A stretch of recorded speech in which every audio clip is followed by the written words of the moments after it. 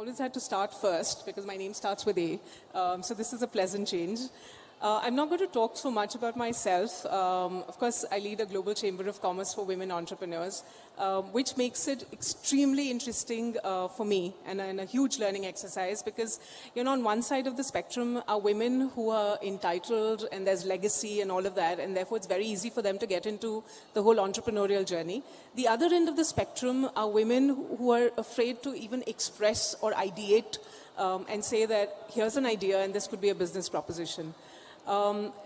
So that's the space I'm in right now. In my own journey, you know, I've done all sorts of things really. I've, in that sense, been very lucky. I've had that freedom at home. I've been brought up by a very strong mother and some extremely strong grandmothers. So I think that's never been a problem. But to answer your question about agency, I think one of the things, because we're sitting in India and the Equality Lounge is happening here, and a lot of this about Indian women perspective, culturally we're very rooted. I mean, if you just go back, you know, to the sort of the start of civilization, I don't want to draw upon anything religious, but just the Vedic times, women were very strongly, deep-rootedly embedded in the social milieu. And I think the whole concept of motherhood was about nurturing. And I think that is something that culturally, not just India, I think motherhood is universal in that sense, but we often take that away from when we reflect back on history.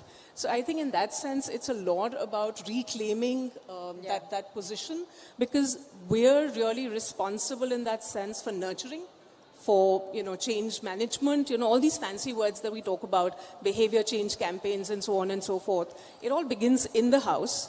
And then you extend that to your workspace. Create a safe workspace as you would, you know, for your children in the family, in the house. So I think it's about that. It's about decision-making, leadership, taking charge.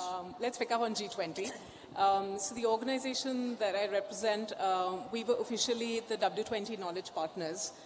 So we did a lot of work in the course of this last year, including being on the task. So one other first that has happened, and I think that's something we should be very proud of as the G20 presidency, is that for the first time, there is an official communique that's gone out from W20. You know, that kind of puts women and women-led development center spot. And within that, there was a task force which was on women entrepreneurs, which we were very lucky to get sort of associated with.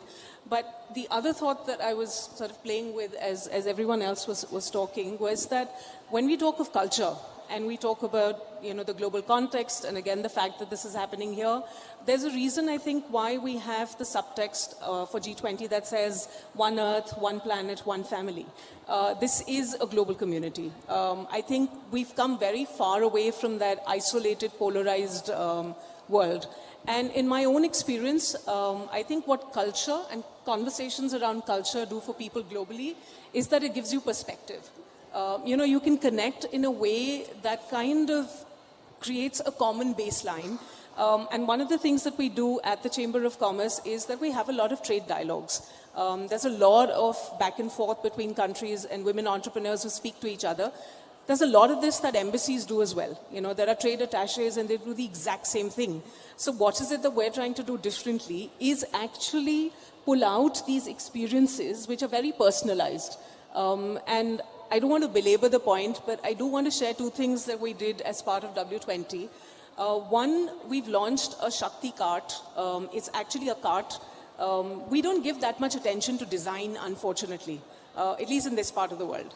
This is a cart, and there's been a lot of research on carts, mind you. There might be people sitting here who will say the Department of Science and Technology here and some other groups worldwide have looked at carts, but we've not looked at what it means for a woman or a woman vendor when she's using that cart. And how does that design need to be separate? So we have a prototype there, and we've launched something that's called Women in Vyapar. So this isn't a shop talk. I'm not trying to tell you about the chamber, but to bring in a point about cultural integrity and normalizing it for the globe. When we were debating this internally, you know, in the team, there were lots of very interesting words that came up. You know, we went to Spanish, you know, we tried something in a few other languages, we went to Sanskrit, and we were like, what is that one term that we can get to which would resonate with everybody?